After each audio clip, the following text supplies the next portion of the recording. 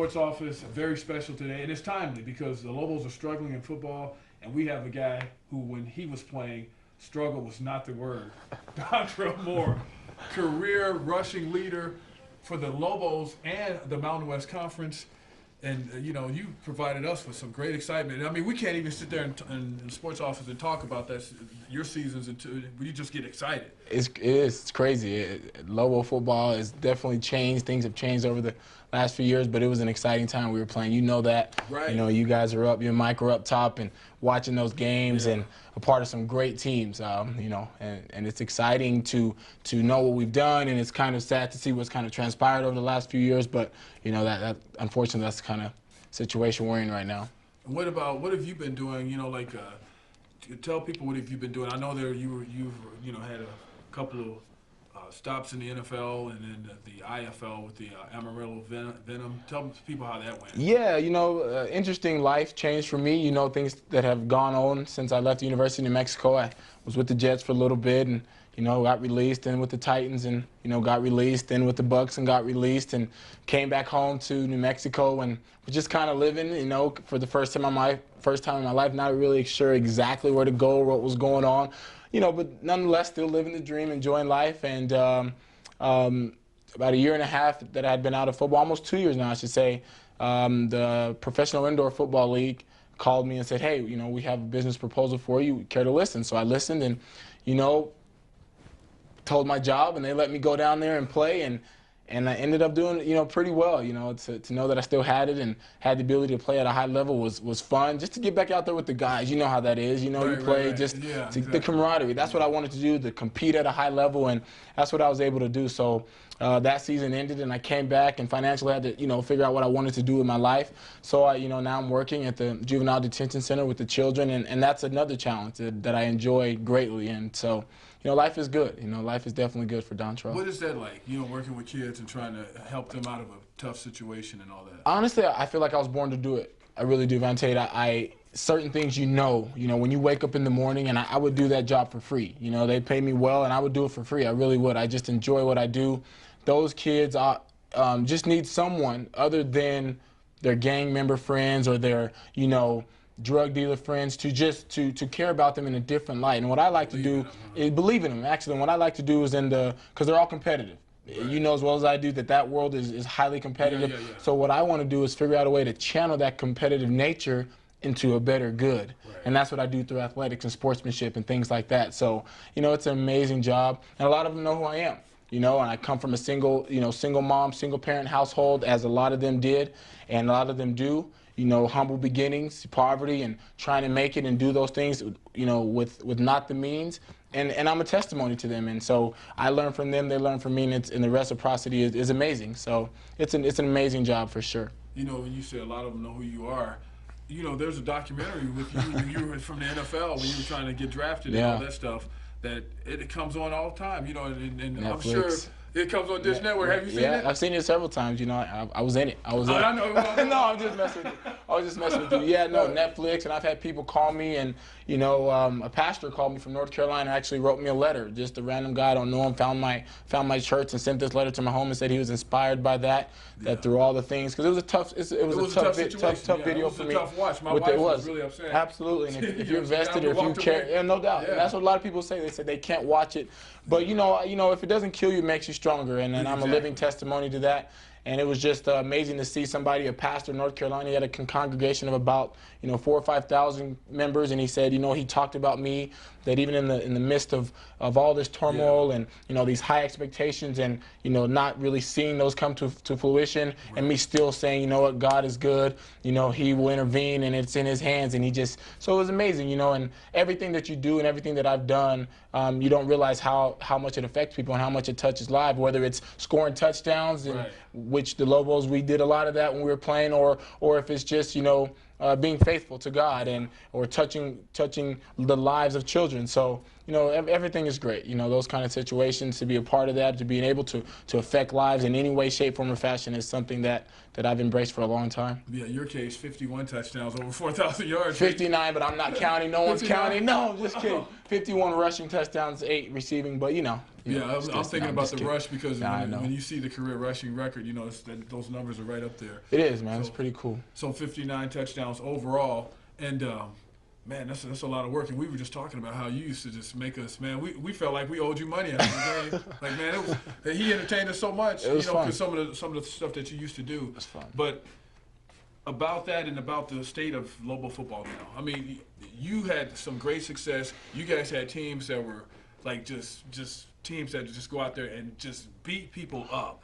Physical, hard-working, like full of fire. And now you don't see that. And, I mean, as a former player, I know it bothers me as a former player. How do you feel as a former player? To see the turnaround happen so fast from winning tradition, from guys that just really wanted it and got out there and got after it, to see it kind of, like I said, transpire and transform into what it is now, it's heart-wrenching. Because if you're vested in the Lobos, like so many of us are, so many of you guys, so many of the fans, and so many of the players, you want to see them go out there and compete. And that's what's most important. Is it seems as though, I don't know, I don't know the guys, and I'm not going to pretend to know the guys, but I just know that it's a different feel. Whatever it is, I'm not in it. I'm not at practice. I'm not in the meeting rooms. I'm not on the field. But it seems as though they're just missing something, that fire, that oomph, that want to, that desire that we all had, all of us. And maybe we took it for granted. Maybe we spoiled the state of New Mexico, and that just wasn't how things were supposed to be. But it's tough. It really is. And I'm not sure why. I don't have the answers, or no one does. And hopefully the next guy coming in will have the answers. And I think it has to start from within. It has to completely clean the house. Start from the core, start from the foundation. And if that's signing some New Mexico kids, if that's, getting somebody from that play there to come back, and I don't know what it could be, but it has to change. And I think it will. I think it will. And I think that makes a difference, having some New Mexico kids, because you're here year-round, and you don't want to be the guy that's at the butt of everybody's jokes. Like, man, you all are sorry. Or you can't do this, or you can't. There's no escape. You can't go home for a few months and then show up when school starts. Right. You're here. Period. And honestly, a lot of the children that are playing now are not from here. And I'm not saying it's them. It's everything. It starts from the head man all the way down to the 101st player on the roster, and it's a collective effort to producing what happens on Saturdays. Yeah. And what people don't realize is Saturdays we come out, we play, and that's what you see. But it's the weeks, the practices, the summers, the off season, the training camp. That's where your product is produced. There, it's not on Saturdays. And so you just kind of have to go back to the drawing board. And I have full confidence in the university that they'll do what's right and turn this around, because there's nowhere to go but up. And hopefully they'll figure it out. Like I said, it might take bringing, somebody that's played before, somebody that's been from here to get in a situation. If they need my help, let me know. I love the Lobos, and I always have, and I always will. So if the Lobos call tomorrow, Dontrell Moore, 22, we need your number again. I'm coming. I'm there. I do. I love the university. I always have, and I'll do anything for the university. And like I said, I'm completely vested. From the soul of my. From the heart, I'm completely vested, and I want to see him turn it around. So, and I have no doubt that they'll get it done. I think they need some tradition, like maybe some old players be around and remind these guys, look, let's keep this up. You got to start something to where there's a bar to reach. Absolutely. And there's people coming behind that to understand, to know what that means. Just even the rivalry game. I don't even think these guys realize what the rivalry game was this past with the past weekend. How can you fully encompass and embody the importance of the rivalry if you never knew about it, ever? The first time you knew about New Mexico State is the week before you played them. And that's no knock on them, No, the kids, I know what you're saying. It's just a different feel. It's a different feel. If I'm from Washington, D.C., if I'm up in Maryland, I know nothing about the New Mexico State rivalry. That doesn't mean that those kids can't come in and contribute to that and be a part of that, because we had guys from Texas and all over the place that just bought into it. But there was, there was a core foundation, exactly, to suck them in. You like, got hey it. man, You I'm with Listen, you. Let's do this. Let's get this, absolutely. Because when I go out, we hanging out we're at Chili's having a dinner, and I see a guy from Cruces, he's gonna let me know. 10 years down the road, they're gonna see. I see guys, from Cruces on that team now that talked about the time they beat us the first year, and we beat them the next. So that you don't get that from the guys who didn't grow up here. And like I said, we had guys that didn't grow up here that just bought into it, but it was a collective effort. And those games were fun. There was enough nucleus of you guys, exactly. Mexico guys here, to kind of impose our will. Exactly. You got it. Yeah. So what do you think as far as how do you think about Locksley's deal? Do you think that was fair, or what do you think about all that? I plead the fifth. I do have that. No. You don't have to. No. I don't know. I don't know. Like I said, I don't like to blame it. You can't blame it on one particular person or a coaching staff or a player or collective.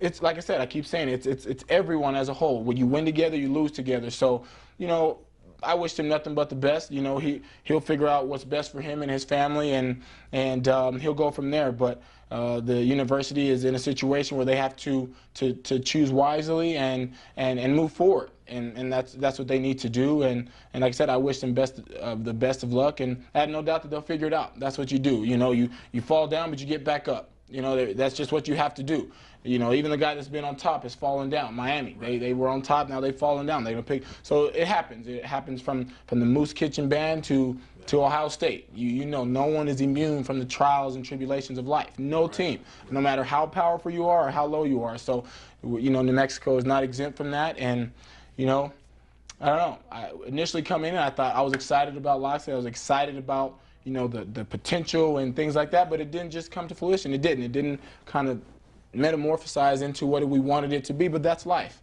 And that happens everywhere. And it's hard now because it's like they have nothing. Nothing. It is. It's tough. There's no, I don't know. I know I was talking to Coach Barlow about it, like the guys playing with fire. He said they're trying. I guess some of them are injured and all that. Wow.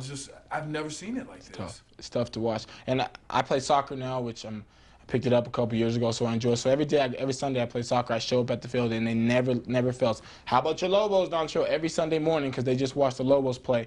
And the one that got me the most, that really just kind of tugged at me, was they said that a New Mexico high school team would give us a run for our money. Cleveland. They said Cleveland High School would beat us by 2 touchdowns. That's tough to fathom. Yeah. And the crazy thing is, I know that it's not true. I know that it's not true because that's just, college to high school is a total different game.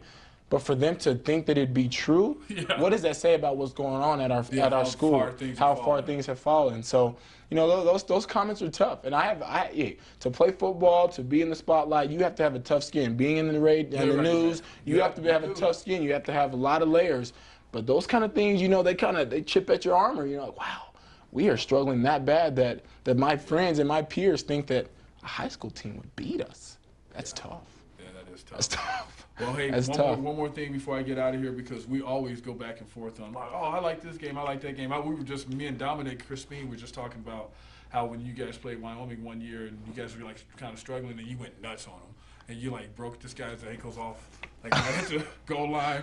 But was it at Wyoming or here? It was at Wyoming. Okay. What's your favorite game, Lobo game, and why? It's so hard. Oh, man, played in so many games. Missouri's up there, just the magnitude. We were the big underdog. But for me, it'd have to be at the University of Mexico and that's one thing when people ask me, and we got to go, but the fans in New Mexico love the Lobos. I still, when I go around town, they still remember and say hello and appreciate, all those things. So I would say the biggest moment, like I said, I had meaning. It's hard, and there's probably some 1AAs down the line, but I would think when we beat Colorado State, it was on ESPN, it was a national televised game. I had 242 yards, and Wes Dunker hit the game-winning field goal, and we won 34-31 over Colorado State, which at the time was the big program in our conference, and we knocked them off on ESPN, and that was a game that I went over.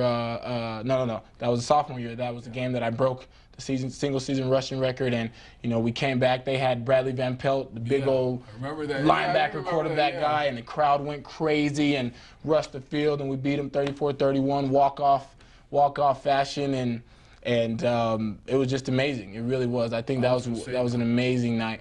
I was going to say Colorado State because it seemed like Sonny Lubick recruited you really hard. And every time you all play Colorado State, I averaged 200 something. You went nuts. 200 something yards. That was my average. In 4 games, I think my average was like 202 against him. It was pretty crazy. There was a quote that's in one of our media guys that said, when Dontrell makes it to the NFL, he needs to give me a cut of that for the games that he had against us. But, for whatever reason, we got it done against Colorado State, and we stepped up to play. You know that. My kid is. He was on the sideline watching you do that once. You had like 10 yards in the first half, and then exploded. I said he's gonna carve him up in the second. We did. Half. My kid was like, "You think so?" I said, I had like 200 yards in the second half. It was crazy because we got out. We said at halftime we're just gonna give it. We're gonna get it. Coach Doss came up to me and said, "Dontrell, get ready to go, young man." And I said, "Okay." I talked to the big boys up front. And I love those guys, and I know any good running back will tell you that you can't do anything without those guys, and so I'm no different. But we rallied behind each other, got it together, some ankle breaking time, you broke some ankles. And so it was showtime, but it was fun, like you said. And there's so many. Yeah. I could think of several games where it was just wow. The Utah game, my freshman year, the triple overtime game, so many games that you could just think of that we went out there and got it done. But everything is good. Well, good. So, Dontrell Moore in the sports office, Dominic Crespin behind the camera. Until next time, we'll see you later.